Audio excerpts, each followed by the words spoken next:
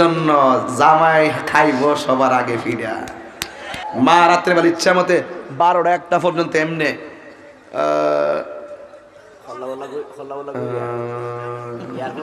আর এমাদা বাচ্চা দুধ খাইতেছে আর এমাদা তাইনে টিভি দেখতেছে আর বাচ্চা এমনি কান্নে কিনে চাইতেছে। এই বাচ্চাটাই 2.5 বছর পরে আমার কাতুন দো কাতুন কাতুন।